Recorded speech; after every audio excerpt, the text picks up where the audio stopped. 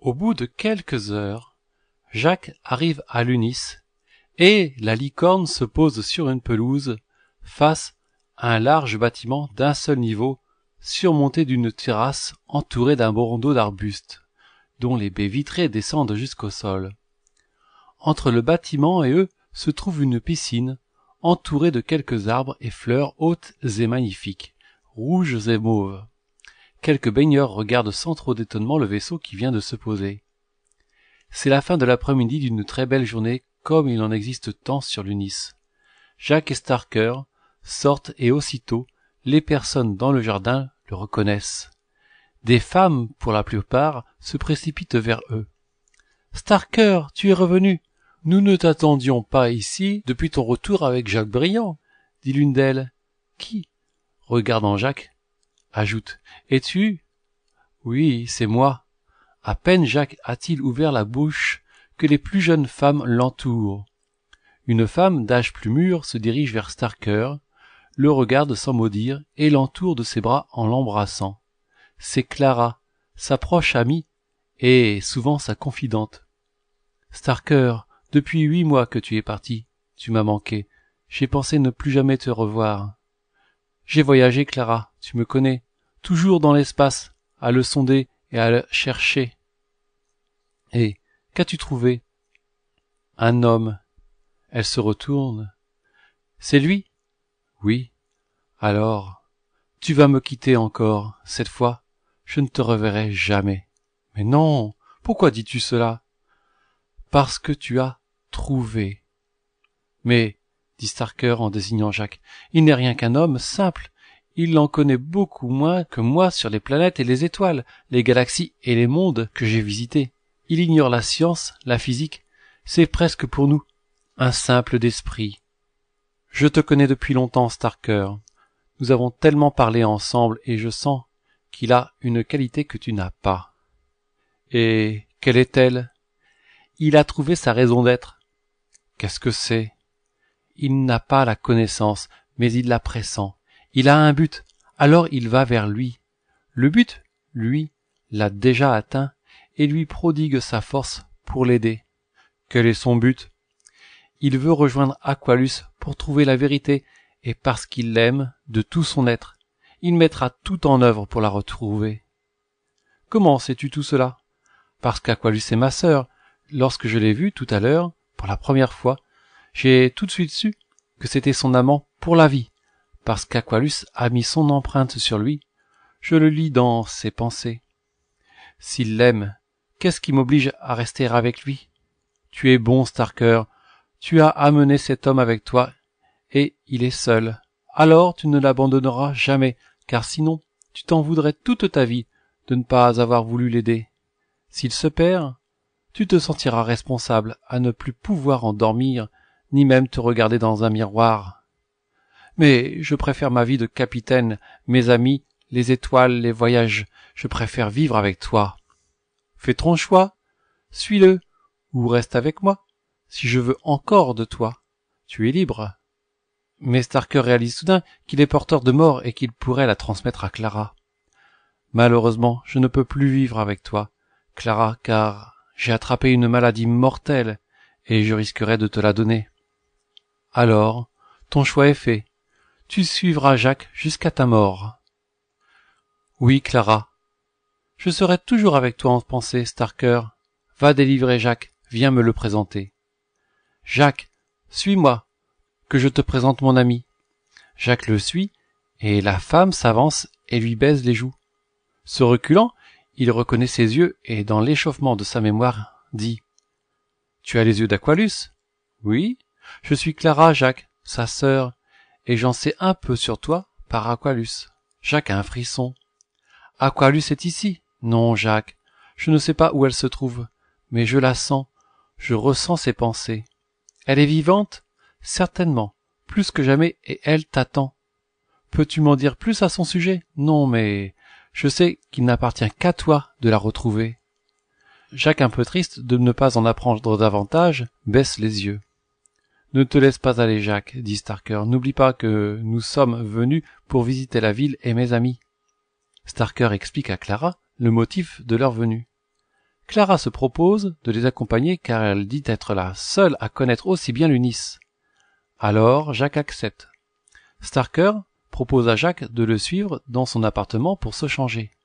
Le logement de Starker est un magnifique studio où la pièce principale est aménagée avec un lit magnétique, des fauteuils en mousse végétale séchée, un écran vidéo tridimensionnel et une série d'étagères en roche de soleil noire sur lequel des livres sont entreposés.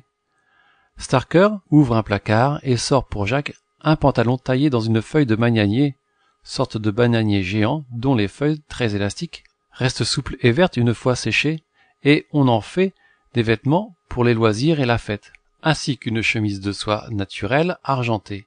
Près, nos amis rejoignent Clara, dont l'appartement fait face à celui de Starker. Clara est magnifique, vêtue d'une combinaison de paillettes argentées et vertes. Ses longs cheveux blonds sont coiffés avec goût sur le côté, lui couvrant une oreille et dégageant l'autre, et quelques petites nattes lui recouvrent le front, un ruban rouge tenant le tout.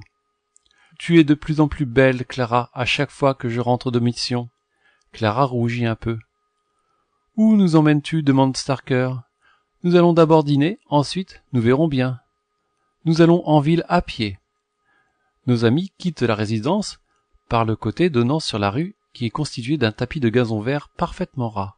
Le groupe tourne dans une rue plus animée où les résidences font face à des bâtiments plus colorés. La nuit est tombée et l'air est maintenant illuminé comme le gaz d'un tube fluorescent. Aucun réverbère, aucune lampe, mais les sols, les murs et tout ce qui se trouve dans la rue est éclairé comme en plein jour. Mais en levant les yeux, Jacques aperçoit le ciel noir illuminé de toutes ses étoiles. Clara prend le bras de Jacques et Starker et quitte la rue pour se diriger vers une rampe qui s'enfonce dans le sol, qui les conduit à l'intérieur d'une pyramide inversée dont la base supérieure est couverte de gazon. Le sommet s'enfonçant dans le sol est muni d'un plancher translucide de 20 mètres de côté sous lequel se trouve un aquarium géant. Des poissons merveilleux y nagent tranquillement. Des tables en roche de soleil noir y sont disposées. Un garçon s'approche de Clara. « Bonsoir Clara, vous nous faites l'honneur de votre visite ce soir ? » « Oui, mes amis et moi allons dîner. Prenez place à cette table. » Jacques se retourne dans la direction qu'indique le garçon, mais n'aperçoit qu'un plateau noir et brillant en suspension sur le sol, et aucune chaise. Pourtant la table ne doit pas être faite pour manger debout, au niveau où elle flotte. Mais Clara s'y dirige et s'y assoit. À ce moment, Jacques crie « Attention Clara, il n'y a pas de chaise !» Mais trop tard, il ferme les yeux par réflexe. Clara éclate de rire. Jacques ouvre les yeux. Clara est assise sur rien, mais semble confortablement installée devant la table. « Asseyez-vous, Jacques, faites comme moi, prenez cette place et installez-vous à votre aise. » Jacques hésite, car sous lui, c'est le sol. Il s'attend à tomber par terre, mais finalement il se pose sur une sorte de siège moelleux qui absorbe tout son corps et le maintient à la hauteur d'une chaise. Starker en fait autant. « Tu es surpris, tu n'as encore jamais rencontré un siège gravitique de ce type. »« Non, j'avoue, et j'ai eu peur pour Clara lorsque je l'ai vue faire assis. »« Merci de vous inquiéter pour moi, Jacques, je vous en prie, c'est naturel. Mais comment fonctionnent ces sièges ?»« Très simplement, répond Starker. Comme tout champ gravitique, sous le sol se trouvent plusieurs aimants antigravitiques à faisceaux dirigés, ainsi que des capteurs qui analysent le poids et la forme de l'objet se trouvant au-dessus d'eux. Lorsque le mouvement de chute est enregistré au-dessus de ce champ gravitique, les aimants entrent en action et compensent les uns les autres tous les mouvements du corps. Alors, nous sommes assis avec le meilleur confort possible. En effet, Jacques se sent assis au mieux qu'il puisse imaginer. Les menus sont incrustés sur la table devant chaque convive qui peut choisir à sa guise. Jacques fait remarquer qu'aucun prix n'est affiché. « Comment faites-vous pour payer un repas comme celui-ci » Sur l'Unis, répond Clara, il n'y a pas de système monétaire. Nous payons tout ce que nous désirons par notre travail, ou celui des autres s'ils veulent nous faire profiter de leur travail. Lorsque nous aurons dîné ce soir, le caissier prendra notre empreinte et celles-ci seront enregistrées dans la mémoire centrale de l'Unis avec le temps de travail que représente ce repas. Alors, le crédit de travail de mon compte enregistrera que je devrais peut-être, disons, 4 heures de base. Le temps de base étant le temps de travail le plus simple qui puisse exister sur l'Unis, c'est la référence. Alors je devrais à la communauté 4 heures de base. Mais pour moi, peut-être juste un quart d'heure si mon travail est plus intense et important, ou alors quelqu'un peut reprendre mon crédit et le faire à ma place.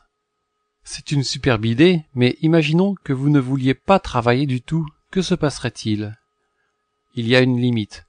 Nous ne pouvons pas dépasser un crédit d'1 an pour les produits courants et dans certains cas jusqu'à 30 ans pour se loger ou réaliser un grand projet. Si nous ne voulons plus travailler, alors nous ne pouvons consommer que le minimum vital, la nourriture simple de base étant gratuite pour tous. Mais nous sommes obligés de rendre les biens que nous possédons et de nous loger dans des foyers. Y a-t-il des personnes qui agissent ainsi? Oui, mais elles sont peu nombreuses. Clara, si l'UNIS ne peut donner du travail à tout le monde, est-ce que ceux qui sont sans travail, malgré eux, sont réduits au minimum? Non, Jacques. L'UNIS est responsable du bien-être de ses concitoyens, et si tel était le cas, ils pourraient continuer à vivre normalement. Mais s'il y avait trop de personnes dans ce cas, alors l'UNIS ne pourrait plus nourrir tout le monde. L'UNIS peut nourrir 10 fois ses habitants, et comme il n'y a pas de système monétaire, il n'y a pas accumulation abusive de crédits de travail. Il n'y a pas de spéculation sur le travail et les produits, car il faudra toujours 3 mois à une salade pour pousser et 1 minute pour laver une assiette. Au pire, ces temps peuvent raccourcir par l'évolution de la technique, et cela sera tout bénéfice pour nous. Si ce soir vous souhaitez payer votre repas, Jacques, il vous faudra laver 240 assiettes. Mais je ne tiens pas à vous voir enfermé dans la cuisine pour le reste de la soirée.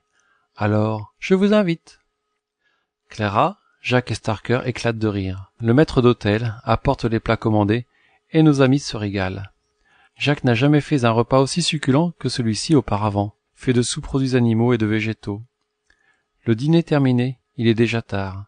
Alors Clara propose d'aller dans le quartier des spectacles pour y voir un film. « Vous avez des cinémas à l'UNIS ?» interroge Jacques. « Bien sûr, Jacques. Je vous propose de regarder le dernier film d'histoire-fiction, Le Retour du Grand Chevalier. » Jacques, curieux de voir un film l'UNIS, accepte.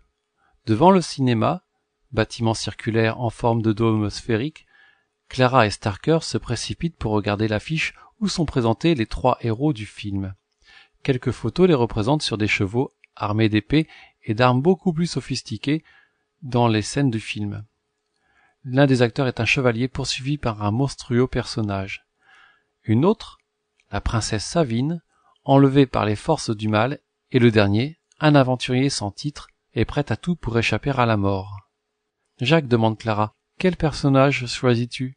« Aucun, je viens voir le film en spectateur. Mais il faut que tu en choisisses un, sinon tu ne peux pas pénétrer dans le film. » Jacques ne comprend pas trop, et Starker lui explique. « Tu dois choisir un des 3 personnages, car pour participer au film, on va te remettre un casque. Celui-ci a une identité, soit il est le chevalier, soit la princesse ou l'aventurier. Alors, lorsque tu auras fait ton choix et que le film commencera, tu entreras dans le film et tu seras un de ces personnages. Tu vivras dans son corps et ses pensées. Seules les sensations restent les tiennes, peur, douleur, joie et plaisir. Il faut savoir que tu ne peux pas agir de ton initiative, mais tu vis le scénario écrit et tu oublies ton corps et ta personnalité pendant toute la projection. Sur Terre, nous avons un système un peu semblable que nous appelons image virtuelle, où nous pouvons entrer dans l'action et déterminer des actes à notre initiative. Ici, tu ne détermineras rien car tu oublies qui tu es. Jacques, curieux de connaître, choisit l'aventurier. Starker prend le chevalier et Clara choisit aussi l'aventurier. Jacques demande avec étonnement pourquoi elle a choisi un homme. Clara lui répond que dans le film, on oublie aussi son sexe et qu'elle trouve drôle d'être un homme pendant un petit moment. Lorsqu'il passe à la caisse, on leur remet un casque, sorte de léger anneau en plastique ouvert à l'extrémité duquel se trouve une pastille que l'on doit placer sur le front. Nos amis entrent dans une salle circulaire où tous les sièges convergent vers un tube de verre opale au centre de la pièce.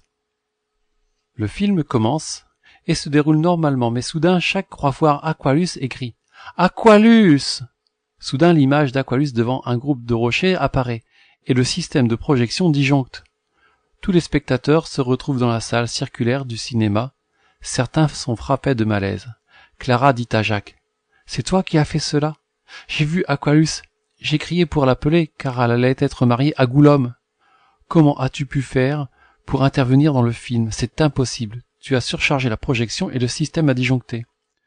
Je ne sais pas. J'ai vu Aqualus. Je ne voulais pas qu'elle se marie à Goulôme. Tu es très puissant, Jacques. Allons, partons vite avant que l'on ait des problèmes.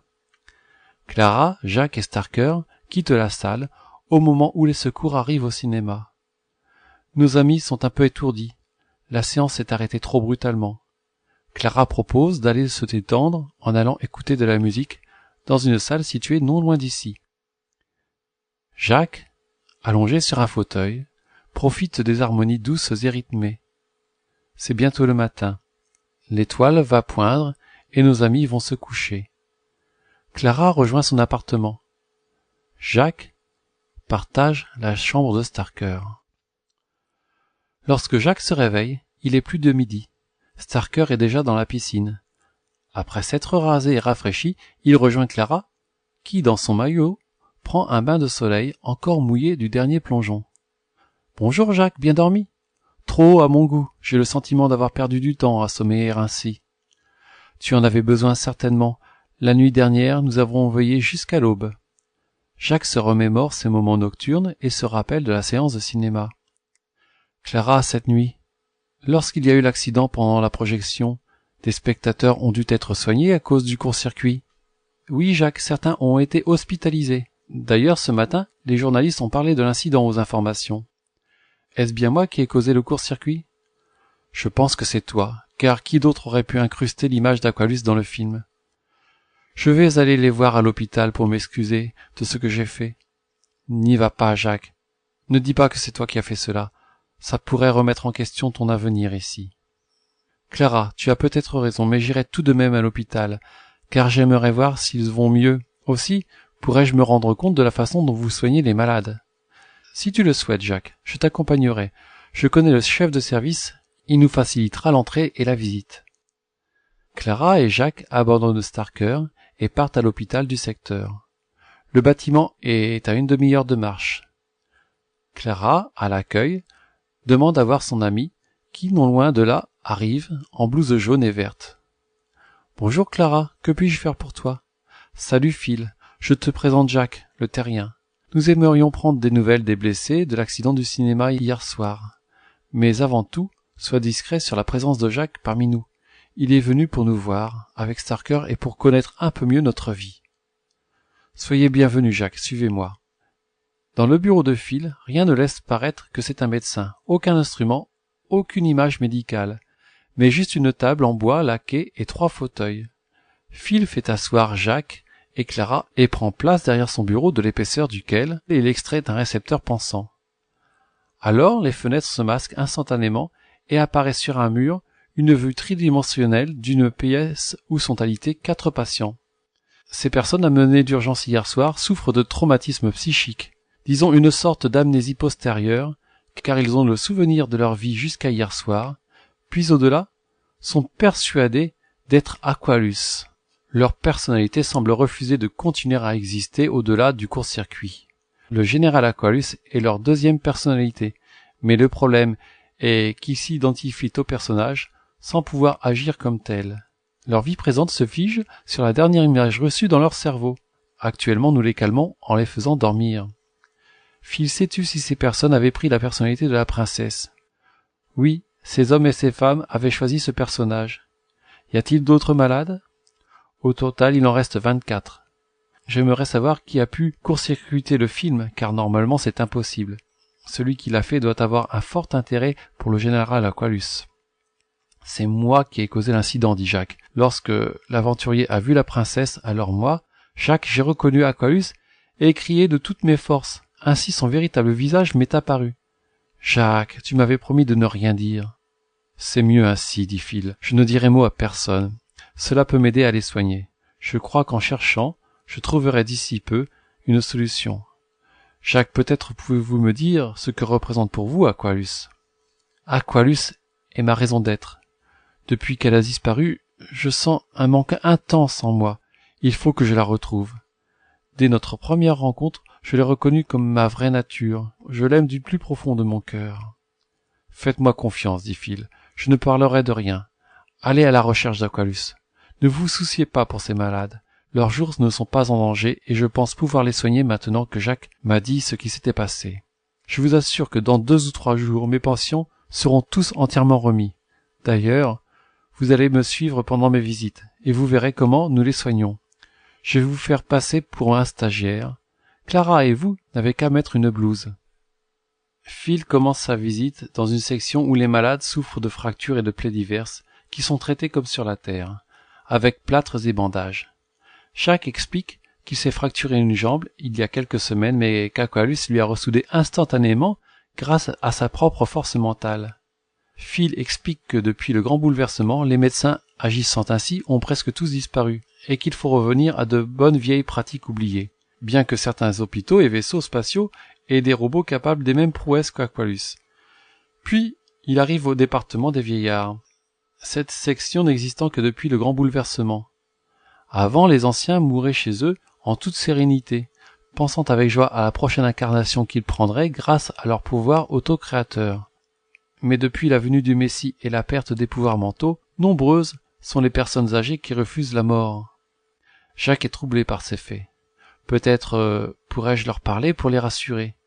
Clara lui dit « Arrête, Jacques, il faut parler à bon escient. Vous n'êtes pas le messager. » Clara a raison, dit Phil. Ils haïssent celui qui est apparu ce soir-là, alors que les lunistes les plus jeunes pensent à lutter contre les Goloks et leur temps n'est pas encore venu de penser à la mort. Et vous, Phil, que pensez-vous de la mort? Que pensez-vous du messager? Moi, je suis médecin.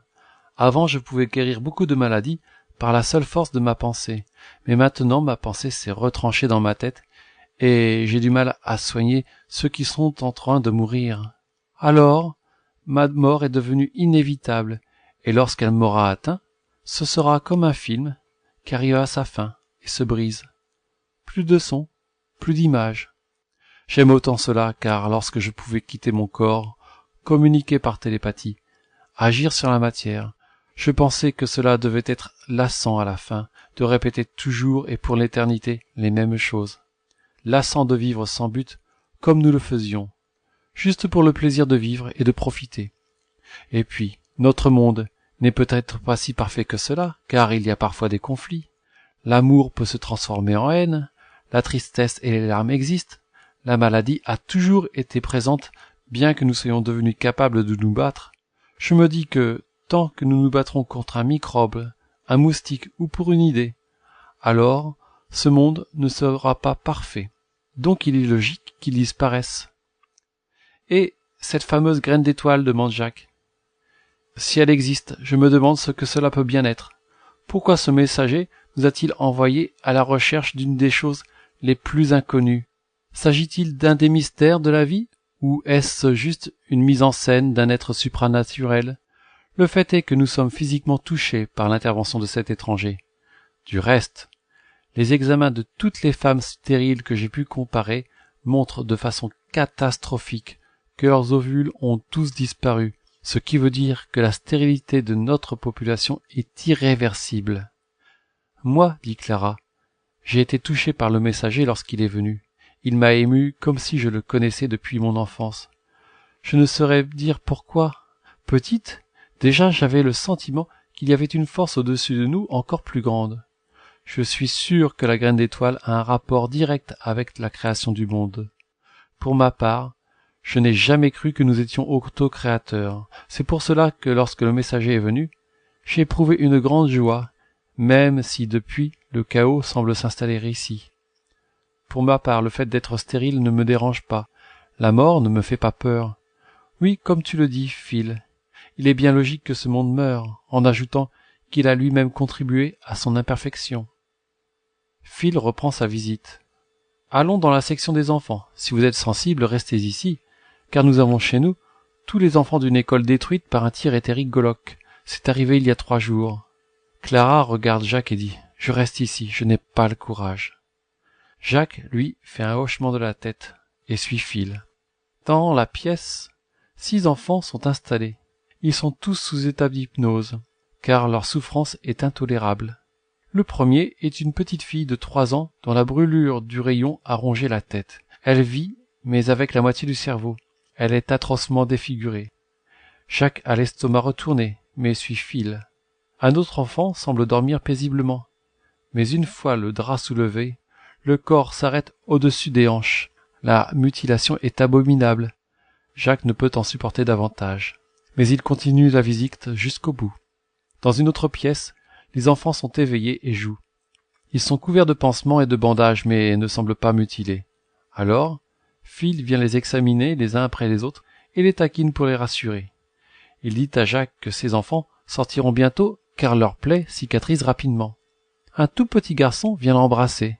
Jacques est ému. Mais Phil dit « Au revoir les enfants. La visite est finie.